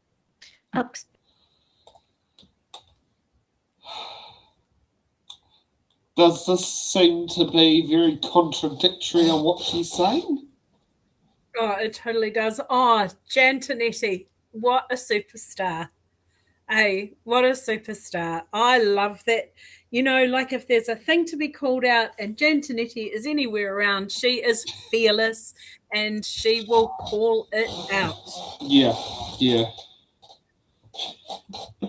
Yes, no, Heidi speaks very highly of Jan. Yep, Jan is a good human being. I speak highly of her too. Yeah. Okay, let's hear more mumblings and confusions from Brooke Van Velden. And I actually like the squinting eye look that we've got at the moment. With respect, that doesn't answer what's going to happen with monitoring after this bill is presumably going to be passed in the House to minimise workplace accidents, serious accidents and fatalities at work. This is something that you said is its goal, and I believe should be a goal across Parliament, that we should be minimising that. That hearing that people are satisfied is not answering around what this bill is going to achieve or should achieve in your mind. So as part of the bill, I believe there is still a requirement for notifiable incidents, but I might ask, is it Hayden? Well, ask Hayden, and I'll just start as well while Hayden's coming up. We are, from a policy perspective, we will continue to monitor obviously the end outcomes. So you've got to have a range of indicators that you're looking at. So you certainly want to look at the end outcomes, which is ultimately levels of harm in the workplace. And then you've also got to go right back to what are those lead indicators, which is where what Sharon was talking about. There are 11 non-financial performance measures that will continue to be monitored by WorkSafe and that we will be looking at as well. What do you want to add to that? That's pretty comprehensive, but I think also notifiable incidents, which are not always harm, but sometimes it's a notification of near misses that have to be made to WorkSafe. Will be track those, and we're also doing some work to try and figure out what a better measure of injury severity is, because if you just use ACC stats, that can be driven by the performance of the health system or ACC's rehabilitation performance, which drives the amount of time someone's off work potentially, and not the severity of the injury. So we're doing some work in EB and we'll WorkSafe about it to try and figure out if we can find a really good measure to track what has happened with severity of injuries, not just number of injuries, because I think recent trends have been the number of injuries hasn't actually been increasing, but the time off work has. So there's something about the performance of the health system, the ACC system, and the overall economy that is quite hard to get to the bottom of. And then, again, I'll just add it is parts of the system, and I think that's where the Minister was talking about the different aspects. So it is right from the operationally, how is WorkSafe shifting to more of that, helping people understand what they need to do to comply, through to the clarity of focus on the critical risks, through to having these approved codes of practice which provide better clarity about what it is you need to do, and having in legislation a safe harbour effectively that if you've covered those. So it's all about trying to create clarity, but with a system view, and we'll need to have measures that look across those. We have another supplementary from Panjit Kumar. Thank you. So, Minister, clearly the current system hasn't been working. So with this new goal of WorkSafe, of prioritising a clear and actionable advice to be provided, I want to understand from you how funding in this budget 2026 is going to reposition WorkSafe to deliver that as per this kind of new mandate. Oh, thank you for the question. Look, there hasn't been any substantial change in the budget for this financial year. However, the good news is that unlike previous years where there was clearly lots of deficit and financial mismanagement occurring under the watch of our Chief Executive, Sharon, over here, we have actually seen a return to surpluses, which is useful. However, on that, there is also a technical deficit, I believe, baked in because there is work underway to strengthen monitoring functions. But I'm happy for Sharon to talk about what work is actually underway for that proportion for next year. Yeah, sure. So the Minister is absolutely right. So we are operating within our baseline for our BAU business. We originally forecast that we would use some of our reserves to deliver the strategic program. As of the last few days, a provision that we had set aside for Holidays Act has come in lower than we thought. So we will actually achieve a break-even position against our baseline, having funded our strategic investment this year. So, we're very happy with our financial position, and we're forecasting long-term sustainability based on the work we have underway. That's great, which is great. If I can just add, this is a more a technical point, but quite exciting for some of us, which is there's a new multi-category appropriation as well, which provides greater transparency about the different parts of WorkSafe's operations. So we think that will be very helpful. And also, Sharon, you did mention you've been able to actually get more funding to the front line by the sorts of savings that you've been able to make in other parts of the business. I think that's an important point. Thank you, Nick. Yes, that's absolutely right. We've shifted more into our inspectorate. Thank you. Very quick stuff, Nick, you mentioned the multi-category appropriation, because this is quite a new thing, Minister, you introduced. So is there like any measure of how it's performing? Are you able to provide any insight into that? Yeah, I'm happy to give a bit of insight into why I went down this route, and then hopefully Nick can talk to the particular proportions of it, because I don't have that one in front of me. But ultimately, through the term of government, I became increasingly frustrated with being unable to identify where the money was actually being spent, whether there was prioritization of guidance, of inspectorate function, whether it was going into the back office, because it was all just one big collective pool of money. As part of our changes for this financial year, there are now different buckets of money based on enforcement or guidance. But I'm happy for Nick, who's actually got the specifics, to go through those. Yeah, so it splits out the different functions, right, from engaging to support best practice, and that's actually 51% of the funding. So you can see that real focus on ensuring and helping businesses comply. And then the other main categories are enforcing compliance and authorising and monitoring work, as well as energy safety and major hazards facilities. Now, those appropriations will also have measures against them, some of those measures we talked about earlier as part of an overall monitoring approach. Thank you. Great, and a supplementary question from Tiana Givealittle. Yeah, I was wondering if you could, Minister, maybe your officials could kind of walk us through so it's clear for the committee, but also for people watching at home exactly the process. I mean, I did hear there's going to be these guidelines, you've been putting stuff out, and there's 97% approval, et cetera, et cetera. So I want to know a bit more about that, and actually whether someone liking something is enough, or is there other things that you've got attached to there as well, and also some more on those indicators that was just talked about earlier as well. At the end of the day, I think both sides of the house and sides of the house want to make sure that people come home safely. That's what we want. And if that doesn't happen, then we actually need to look at the system. So if you could walk that through for me so that it's a lot more clearer, and in particular around those indicators, but also what happens if things get worse? What happens if the prediction that you're making that this is going to make things better for people isn't going to happen? What are the contingencies in place where you can move quickly to make sure that people are safe? Do you have a list of the different performance indicators anywhere? I don't have the full list in front of me, but we can, I mean, some of those will be in the estimates, and then some of them will be in WorkSafe annual report. We can absolutely get a full list of the measures that are being tracked. And what happens if those indicators are bad?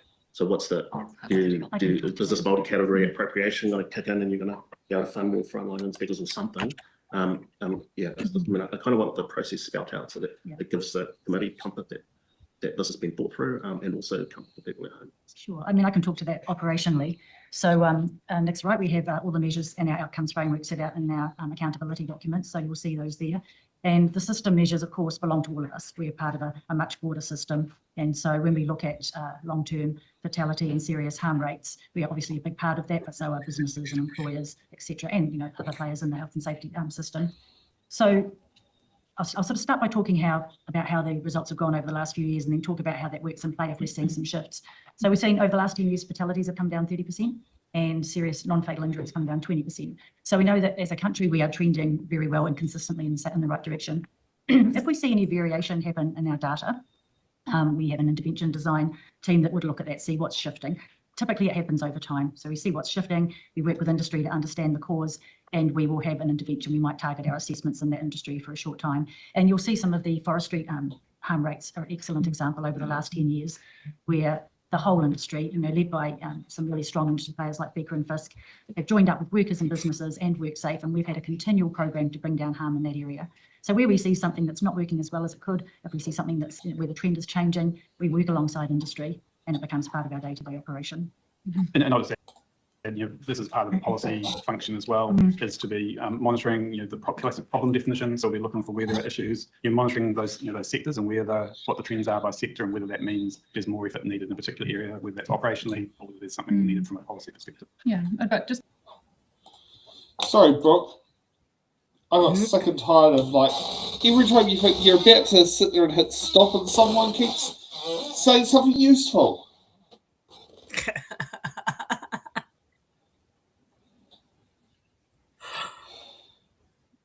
It is. I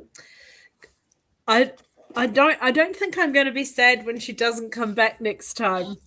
I think we can do better, Sam. I think we've got some very good potential ministers that could fill into Brooke's place. Yep. I think a very good potential future Minister of Labour is Camilla Bellich. And that's actually because of where she actually has experiences. She probably has more experience in employment law than Brooke Van Velden does.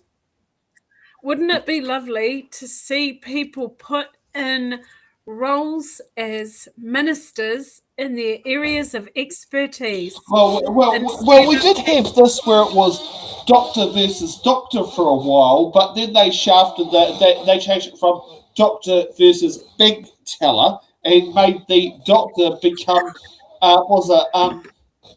Minister of Science and something else. And Pacific Affairs.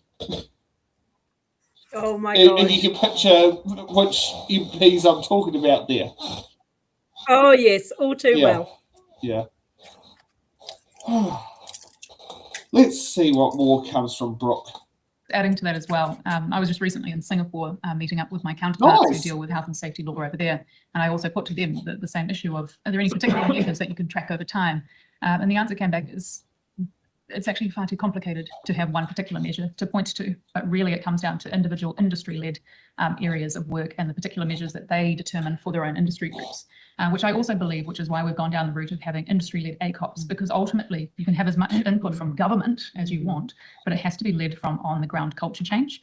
And what I genuinely do believe will happen here is that we have approved codes of practice being led by industry. There'll be a desire from the industry to have fewer incidents of harm.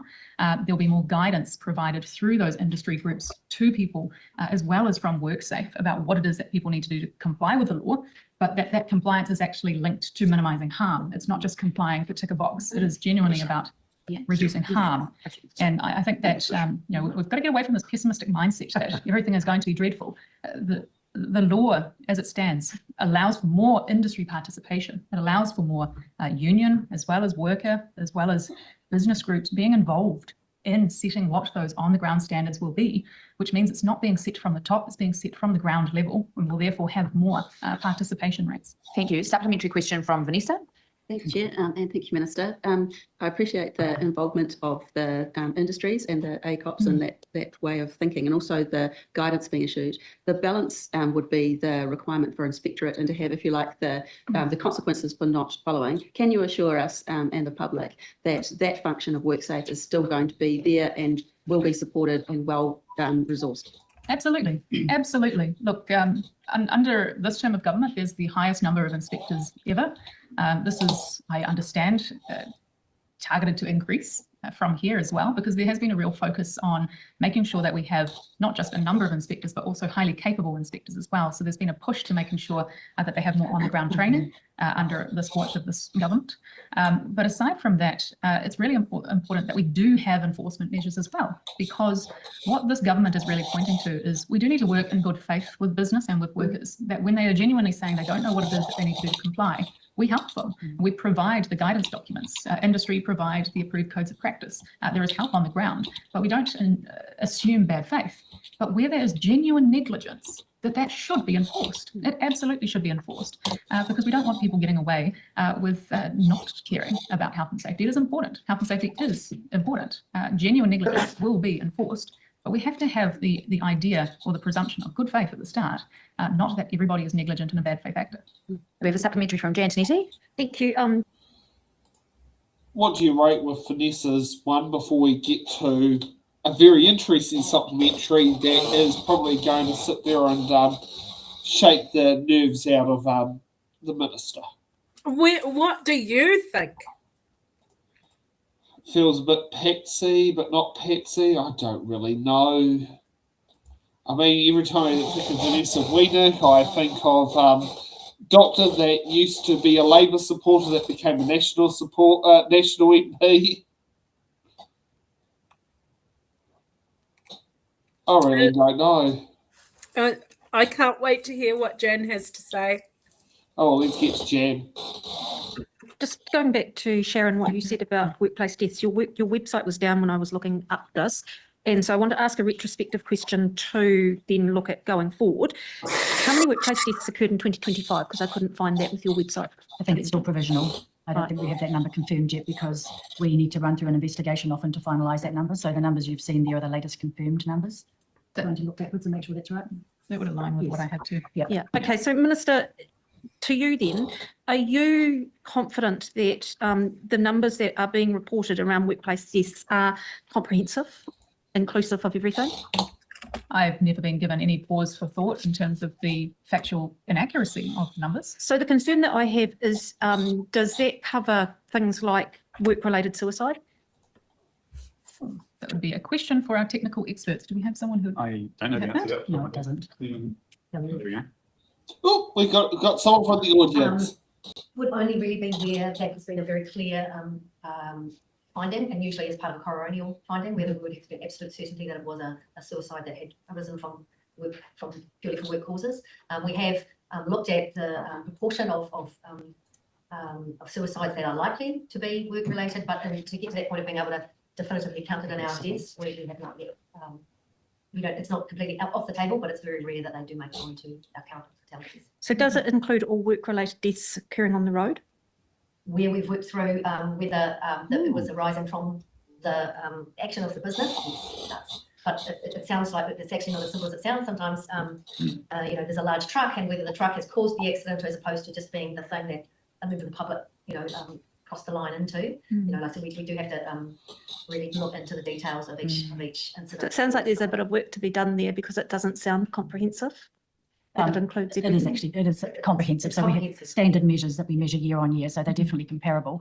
Just while we're on that too, so they don't always compare with overseas measures. So the UK, for instance, doesn't include any transport measures, but ours have been steady and stable the way we've measured for a number of years. So we can be certain when we look at trends that we're comparing apples with apples. And this is Statistics New Zealand as well. That's exactly right. Thanks, Nick. Okay, so when you're saying that you've got provisional numbers at the moment, roughly about when do those numbers become more solid? They can take 2 years because of coronial inquests and processes of investigations. So the number you can always find for the day is uncertain until it can take quite some time to settle down with the hearing. How much does that change?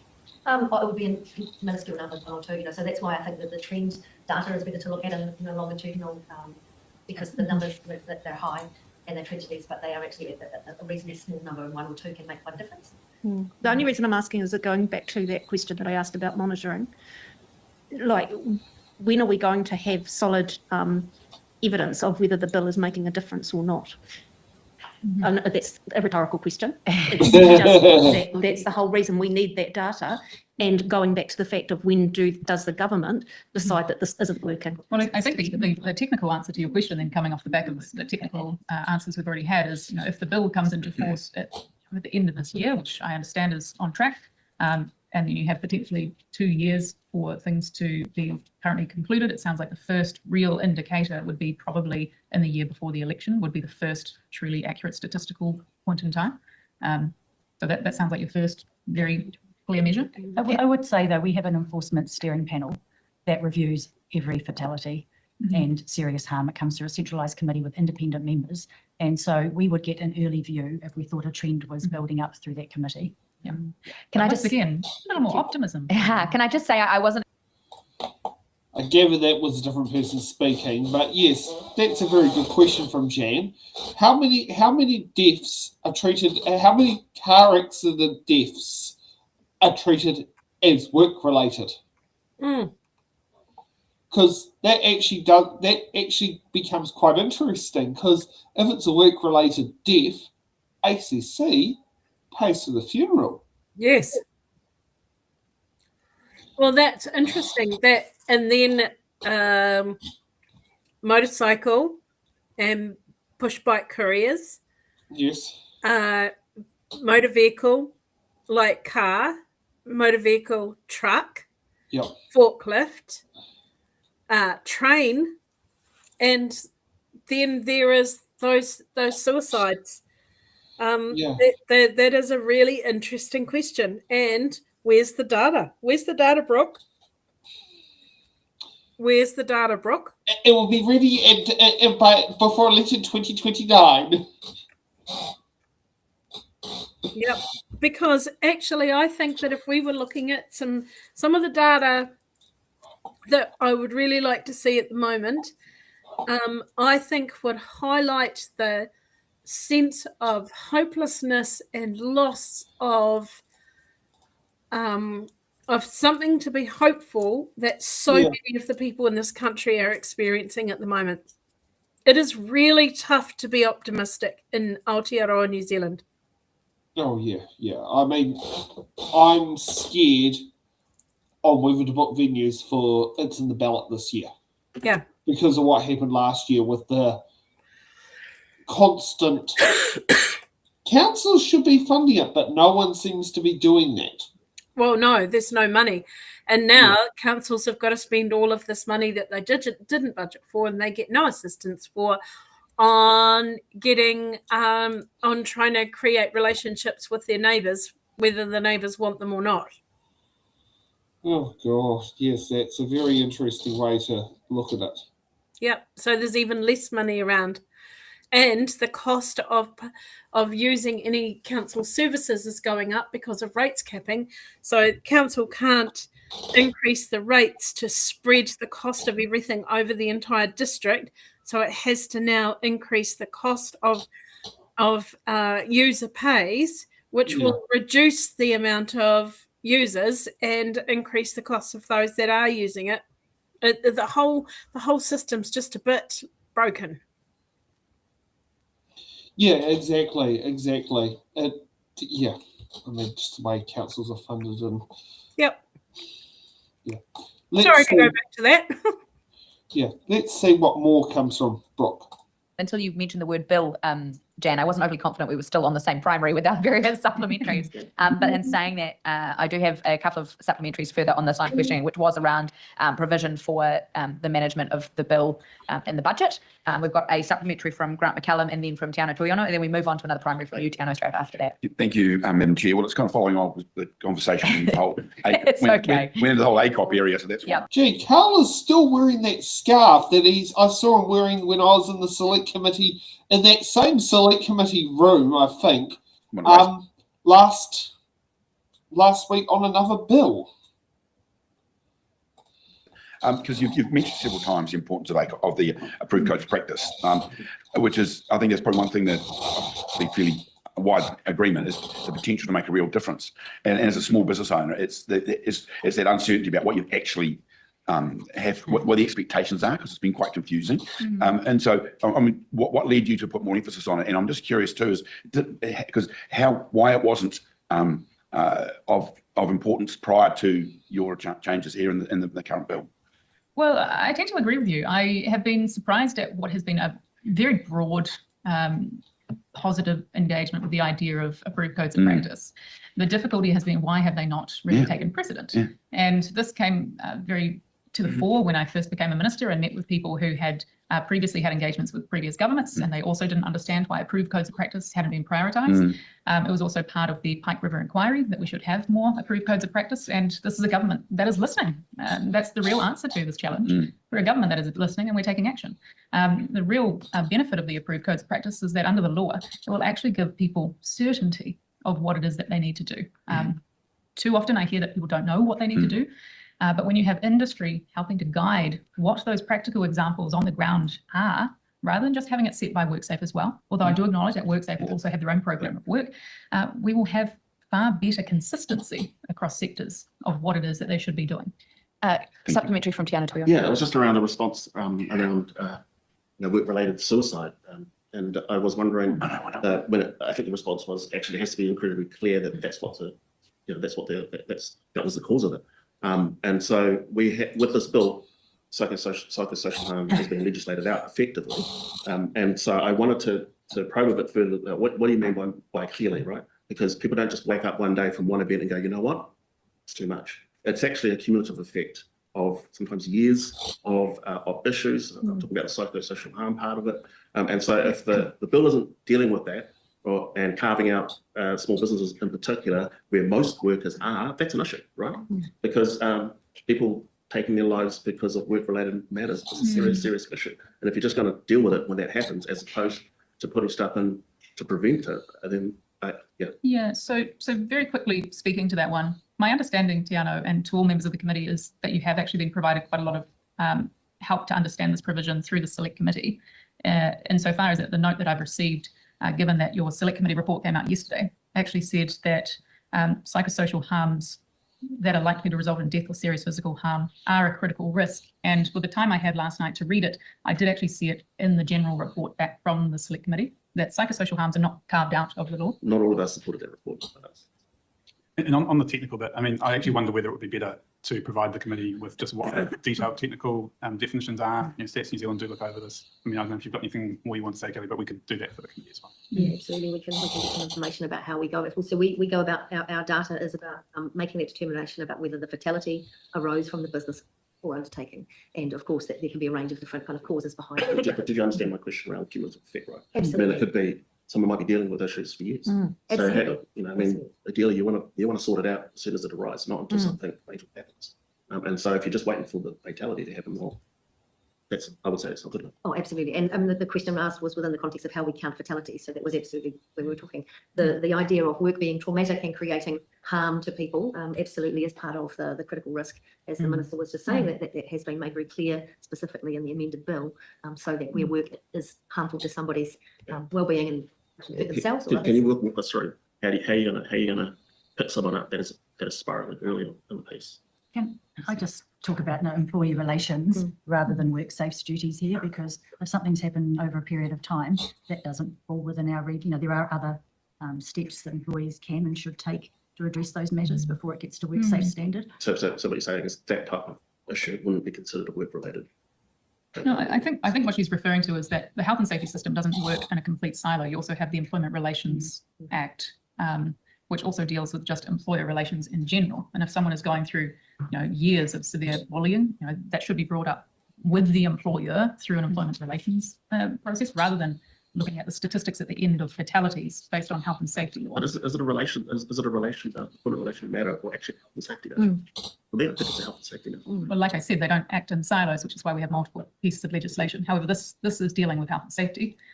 There is also the element of just good faith relationships at work in terms of employer and employee relationships. Thank you. Yeah, we can move on. Well, that's interesting about saying that, is it a work safe issue about workplace bullying? Maybe it's a different issue. It does feel a bit like it's passing the buck, considering many workplace bullying issues, are workplace issues. They do create health and safety hazards. Of course. And then isn't it interesting to talk about that, thinking about the new rules that are coming through for how those disputes are managed, and looking at generally this government advantages the employer over the employee all the time. And what is the impact of that going to be? So first of all, they don't give us the data, and we know that they're changing the systems, and we know that they tend to advantage the employer. So that's a continuation of this pattern from them. Yeah. The saying goes, the employer is always right, even when the employer is wrong. Yeah. And I've seen that so many times over and over again. I mean, I was in that one particular boat with that, and what the employer was effectively telling me off for was refusing to breach food safety laws. Oh my gosh. And that was just something that was just like, what the hell? And the employer based that, treated it as if I was like being a defiant employee. And it's like, I've done enough of this over quite a number of years. I was quite newish at the time, if we look at my working life. But, I did do 5 years, you could say, of home economics of some degree at college. That definitely came useful, and came very useful as in what you know, what it actually brought up, because I mean, you know, I learned so much about food safety. Yeah. In that one, and the stuff that would be like, I remember in year 8 for the young parents and students, and Form 2 for the old ones, about how what is classed as a dodgy pie heating method is by putting the pie into the pie warmer and letting the warmer itself heat it to temperature. Oh my gosh, that is a horrific thought. Yeah, and literally being, you know, told to sit there and do it. Now, I got told at age 12 that was irresponsible, and then being told at age 20 that, oh, that's normal standard practice. That's outrageous. Yeah, and he'd been treated as a defiant employee for that. You know, and the thing is, Brooke, the people that tend to support Brooke would be ones, like, she wants to empower those sorts of bad employers who possibly, you know, should be left sitting down there operating a lemonade stand, let alone employing people, to sit there and be treated, you know, with the burden of proof of, well, they probably got it right. It's scary, just like looking at that. And indeed. Yeah. Well, we're going to have to call it a night. It's 9 o'clock. Is it? Oh, yes. Well, thank you, Sam. Thanks for letting me come and hang out with you this evening. I can't wait till you're back up here in the east. Oh, I'll give you a preemptive date, Labour weekend. Oh, perfect. You've got a place to stay at my place, always. I was going to sit there and say how many beds, because will Jack be there by that point? No, Jack will be away, but I will have a young German student who arrives on the 14th of July, and he'll be here. But, okay. Yeah, but we'll still figure it have, out. Who's the current one you've got? We have got at the moment Emmanuel. Yeah. And he leaves and returns to Switzerland. And then we've got Jan arriving. Well, I've got Jan arriving, and he'll be my company when Jack leaves. Oh, so we get rid of one kid, thinking you're about to sit down there and have a quiet house. You suddenly fill it up with more children. Well, that's the school called me and said, we need somebody that can take this boy. And I'm like, well, that might be a bit awkward. It'll just be me by myself. And they said, no, we've checked with the family and they're happy with that. They just want him to have a happy time, and we know that you'll give him a cool experience. And so... Oh, so your original one is, well, I won't have my own kid going to the school. So, yeah, the school doesn't get rid of me. They keep giving me more kids to care for. Oh, it's, Wellington College does the same thing to Jane Guild and Graham Carroll. The only time they had a deficit of children was during the COVID lockdowns. And Jane sat there, actually was really annoyed about it because it actually played around with the household budget. Oh, yeah, it does. It really does. And because I try and spend every cent that I get from the school, I try and spend on cool experiences for the student. And, it does mess with the budget a little bit, especially because all the experience probably costs me more to have a student than if I didn't have one. But I like to think that I'm building this little army of advocates for how awesome Aotearoa is.